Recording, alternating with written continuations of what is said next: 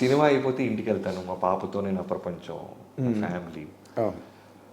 So కానీ ఒకే ఒక హీరోని నేను ఎప్పుడూ కలవాలనుకుంటుండేది మాత్రం రవితేజ గారిని. Irrespective of any project any development మేము చేస్తామో లేదో పక్కన పెడితే, జనరల్ డైరెక్ట్గా వెళ్ళి కింద బాయ్ని పిలిచి అరే ఒక ఆమ్లెట్ వేయరా, పప్పుచారు అన్నం ఏముందిరా కలిపి తీసుకురారా అని ఒక హీరో దగ్గరికి వెళ్ళి చెప్పుకునేంత వచ్చాను ఒక రవితేజ గారి దగ్గరే ఉంది. ఓకే, డైరెక్ట్గా వెళ్ళిపోవచ్చు నేను వంటగదిలోకి, అపాయింట్మెంట్ కూడా తీసుకోకర్లా. ఓకే, ఈ 6 నెలలు కలుస్తూనే ఉన్నా, లాక్డౌన్ గురించి మాట్లాడుకుంటున్నాం, వ్యాక్సిన్లు వస్తే ఆయన నేను వాళ్ళ ఫాదర్గా అందరు కలిసి వెళ్ళి వ్యాక్సిన్ వేయించుకున్నాం కలిసి. బట్ నేను ఎక్కడ క్వశ్చన్ పేపర్ లీక్ చేయట్లా. మీ మీద నేను ఇలా పాత్ర అనుకుంటున్నాను, ఆల్రెడీ చిరంజీవి గారికి ప్రొడ్యూసర్కి అమ్మేసాను థాటలు కూడా చెప్పట్లా, రెగ్యులర్ కలుస్తున్నా. అంటే చిరంజీవి గారితో సినిమా చేస్తున్నారని తెలుసు, అవన్నీ తెలుసు, అప్పటికే వచ్చేసింది కదా. అవును, that was in the news. 4 cinema అప్పటికే కోట్ల శివ గారు, అవును, లూసిఫర్కి అప్పటికే జేఎం రవి గారిని, జేఎం మోహన్ రాజా ఏటు మోహన్ గారు అబ్బాయి, ఏటు మోహన్ గారి అబ్బాయిని, తర్వాత నన్ను, తర్వాత మెహర్ రమేష్, 4 డైరెక్టర్లు ఉన్నారు చిరంజీవి గారి లైనప్లో అని మొత్తం కోడే కూసింది ఇండస్ట్రీ మొత్తం. అవును, ఇది తెలుసు.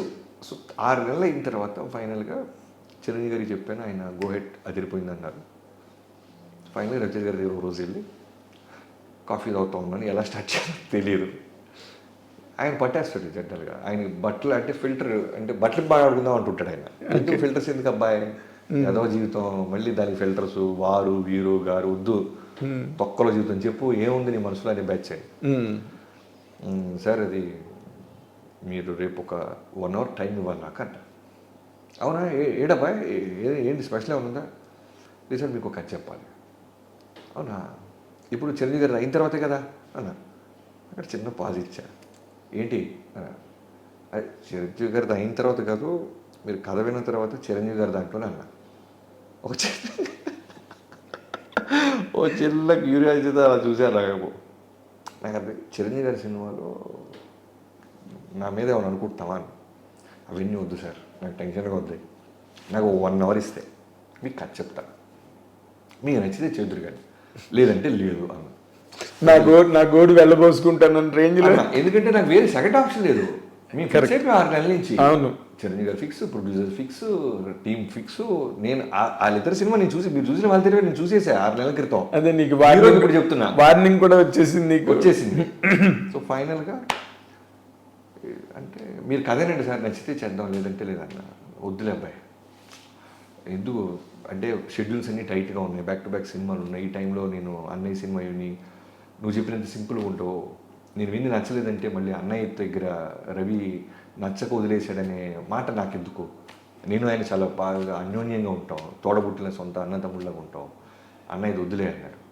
నేను వెంటనే సార్ మీరు నమ్ముతారు లేదు, నా వృత్తి మీద ఒట్టేసి చెప్తున్నా, మీరు కథ వినండి, నచ్చలేదంటే మీకు నాకే, రవి గారికి చెప్పను, నవీన్ గారికి చెప్పను, చిరంజీవి గారికి చెప్పను, నా టీం కూడా చెప్పను. ఇవాళ ఇక్కడ కలుసిన సంగతి ఎవరికి తెలియదు. నచ్చితే టాక్ ముందు తీసుకెళ్ళాను ఫర్దర్, నచ్చితే న్యూస్ అవుతుంది, నచ్చలేదంటే ఒక కాఫీ వేస్ట్ మీకు అంతే అన్న. వద్దులే బాబు నా మాట దా, నువ్వు సినిమా చేసుకురా, నీ చెప్తాగా ఎప్పుడు, నువ్వు ఎప్పుడు వచ్చినా మోస్ట్ వెల్కమ్, నువ్వు కథ చెప్తే నేను చేస్తా, ఇవన్నీ వద్దులే అబ్బాయి నా మాట దా అని కింద దాకా వచ్చి కారు ఎక్కించాడు. వెళ్ళిపోయా, అయ్యో కదలట్లేదు వెళ్ళి రాని. వెళ్ళిన ఒక 2 hours message, tomorrow 11 AM good night అని మెసేజ్ వచ్చింది. కట్ చేస్తే వెళ్ళాను, కథ చెప్పేశాను. ఇప్పుడు మీరు చూసిన పాత్ర ఆల్మోస్ట్ చిన్న చిన్న డీటెయిల్స్ తీసేస్తే ఆల్మోస్ట్ అదే వరల్డ్. నేను ఏం చేశానంటే ఫస్ట్ హాఫ్ మొత్తం రవితేజ గారు లేని ఫస్ట్ హాఫ్ మొత్తం చెప్పేశాను, ఎందుకంటే ఫస్ట్ కథ అర్థం అవ్వాలి. Exactly where that character comes అన్నది అర్థం కాదు. లేకపోతే మాయ చేసి సార్ ఇక్కడి నుంచి కథ సార్ అనకూడదు. అవును, ఎందుకు ఫెయిర్ గేమ్ ఆడదాం అని ఫస్ట్ చిరంజీవి గారు రావడానికి ముందు టైటిల్స్ దగ్గర నుంచి ఇంటర్వెల్ అన్న 1 hour పట్టింది. బాగున్నా బాయ్ ఫస్ట్ హాఫ్, నా పాత్ర ఇప్పుడు రాలేదు కదా, రాలేదు సరే గ్రీన్ టీ వచ్చింది తాగి ఇప్పుడు సెకండ్ హాఫ్ స్టార్ట్ చేశాను. విన్న వెంటనే ఆయన లేచి అటు ఇటు తిరుగుతూ ఒక్క పని చేయవు నువ్వు, ఒక్క పని చేయవు, నా లైనప్పుడు లేకుండా ఏంటి బాబు ఇది, బాగుంది అబ్బాయి క్యారెక్టర్ చాలా బాగుంది, అన్నయ్యతో నాకు ఎప్పటి నుంచో ఉంది చేయాలని, చాలా బాగున్నాయి. పైగా అప్పుడు చెప్పింది ఇంత డీటెయిల్స్ కూడా లేవు. తమ్ముడు కాన్ఫ్లిక్ట్ వరల్డ్ ఉంది, బట్ ఆయన తెలుసు ఫస్ట్ సినిమాని చూస్తున్నాడు కాబట్టి డెవలప్మెంట్స్ నువ్వు ఎక్కడి దాకా తీసుకెళ్తావు, మనం రిలాక్స్ అయ్యి సాము. అవును. బేసిక్గా రైటర్ అవటం వల్ల ఏంటంటే చివరి మినిట్ దాకా ఏదో ఒకటి ఏదో ఒకటి వస్తూనే ఉంటుంది, రాస్తూనే ఉంటాం మీరు. స్కూల్ డేస్లో ఎక్కువ రాయలేదు కాబట్టి ఇప్పుడు రాస్తూ ఉంటాం మనం. ఆ పగలతో ఇక్కడ తీర్చుకుంటుంటాం. సో నేను సర్లే అబ్బాయి అన్నయ్య చెప్పైతే నువ్వు ఇంకా కొంచెం వర్క్ చేసి కొంచెం చెప్తాను నేను కూడా.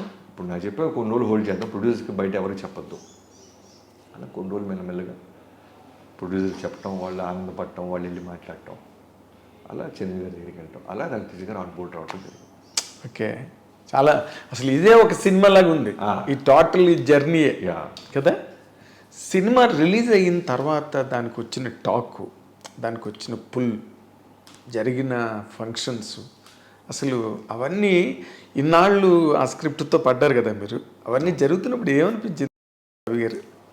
అదే అంటే చిరంజీవి గారితో ఫస్ట్ డే షూట్ ఇప్పటికీ గుర్తుంది.